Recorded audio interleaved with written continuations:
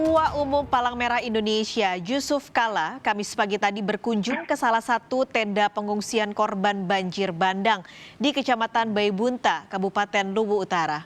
Didampingi Gubernur Sulawesi Selatan Nurdin Abdullah, JK meninjau kebutuhan para pengungsi.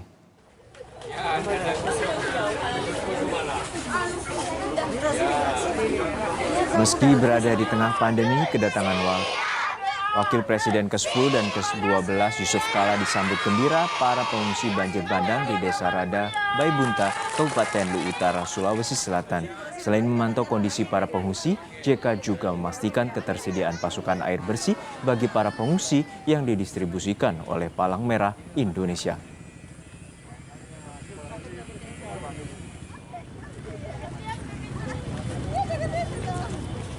Pencarian korban banjir bandang di Kecamatan Baibunta dan Masamba, Kabupaten Luwu Utara, Sulawesi Selatan masih berlanjut. Hingga hari ke-11 masih ada 10 orang hilang yang dicari tim SAR.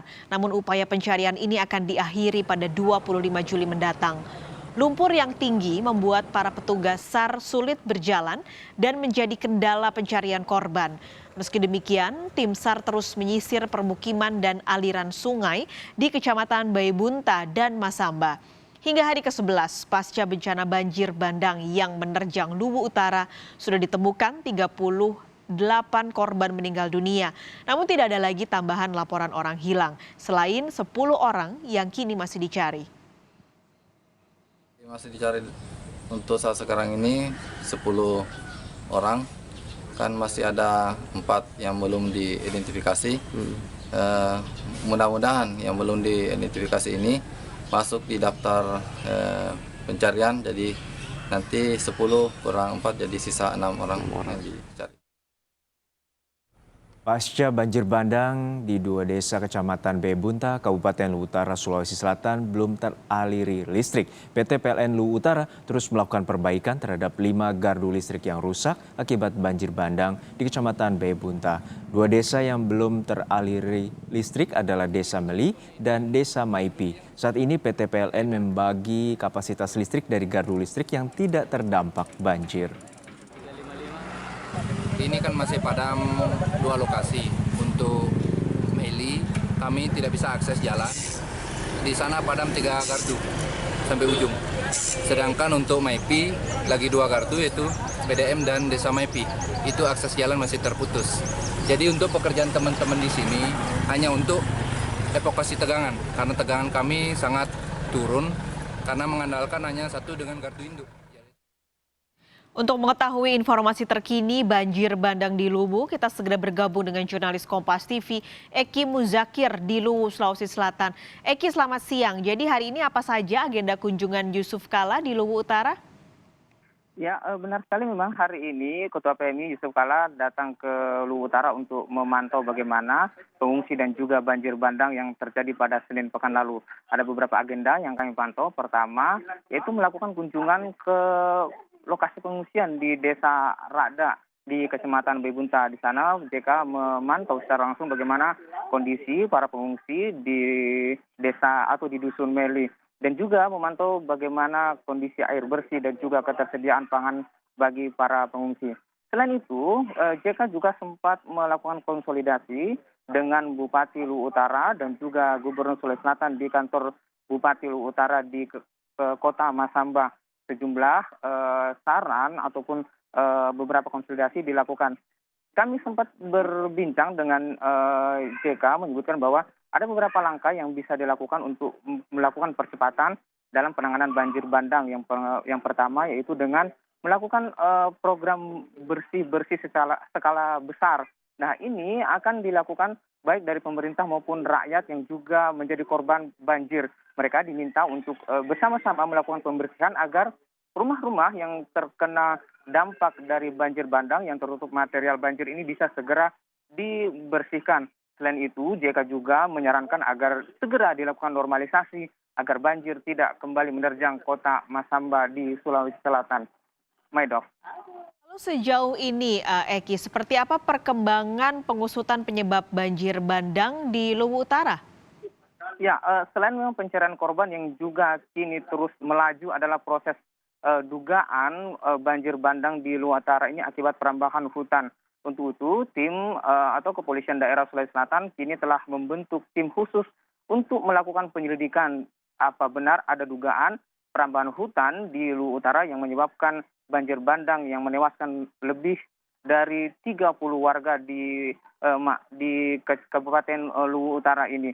Nah, tim ini juga akan beranggotakan tim dari Mabes Polri untuk membantu proses penyelidikan karena bagian dari penyelidikan ini berada di bagian Direktorat Kriminal Khusus Polda Sulawesi Selatan. Berikut pernyataan lengkap dari Kabid Humas Polda Sulawesi Selatan, Ibrahim Tompo. Kita sudah membentuk tim untuk melakukan penyelidikan terkait dengan kondisi perambahan hutan yang diinformasikan tersebut. Kita akan lebih fokus kepada perambahan hutan yang mungkin terjadi karena ini merupakan indikasi tindak pidana yang diinformasikan tersebut. Nah, untuk penyebab sendiri kejadian banjir, otomatis ini akan membutuhkan kajian. Makanya kita akan melakukan koordinasi lintas sektoral mungkin.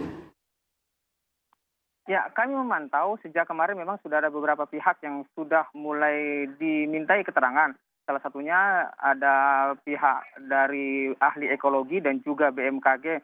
Mereka diminta keterangan untuk memastikan ada tidaknya unsur dugaan perambahan hutan dalam kasus dugaan yang menyebabkan banjir bandang di Kabupaten Luwu Utara. Nah, proses penyelidikan masih terus dilakukan karena tim dari Mabes Polri juga sudah tiba di Kabupaten Luwu Utara untuk melakukan penyelidikan lebih lanjut. Selain proses penyelidikan yang masih dilanjutkan, sejalan dengan itu yang juga masih dilakukan adalah pencarian korban. Masih ada 10 Eki yang sedang dicari. Tapi informasi terbarunya adalah 25 Juli ini akan dihentikan pencariannya. Kenapa? Apakah karena kendala yang begitu besar dihadapi sehingga harus dihentikan? Dan yang pertanyaan lain adalah untuk mereka yang sedang mengungsi, bantuan apa yang masih dibutuhkan dan juga untuk proses pencarian apa bantuan yang masih dibutuhkan? Ya, memang rencananya akan dilakukan evaluasi pada tanggal 25 atau pada hari Sabtu mendatang. Namun dipastikan kami berbincang dengan tim Basarnas di posko utama, Mas Samba menyebutkan bahwa kemungkinan besar pencarian akan dihentikan pada tanggal 25 Juli mendatang atau tepatnya pada hari Sabtu. Nah, hari Sabtu nanti akan dilakukan evaluasi. Nah, bagi tim yang melakukan bantuan seperti tim Basarnas dari Makassar dan juga beberapa daerah lainnya ini akan segera dipulangkan. Selain itu, untuk monitoring akan disiapkan oleh tim Basarnas dari Kota Palopo untuk melakukan monitoring. Jadi sebenarnya proses pencarian memang secara resmi akan ditutup pada tanggal 25. Namun monitoring dan juga jika ada laporan warga hilang, tim yang disiagakan dari Basarnas Palopo ini akan diterjunkan kembali untuk melakukan pencarian. Nah, sementara itu memang dari data yang kami terima masih ada sekitar 4.000-an warga yang mengungsi dan juga tersebar di lebih dari 23 titik lokasi pengungsian besar dan 76 titik lokasi pengungsian kecil.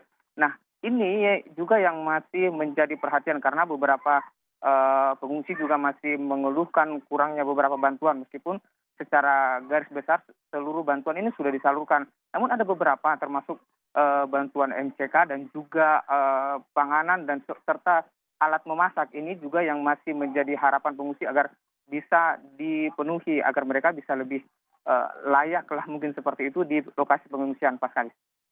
Baik, melaporkan langsung dari Luwu, Sulawesi Selatan, jurnalis Kompas TV Eki Muzakir, terima kasih.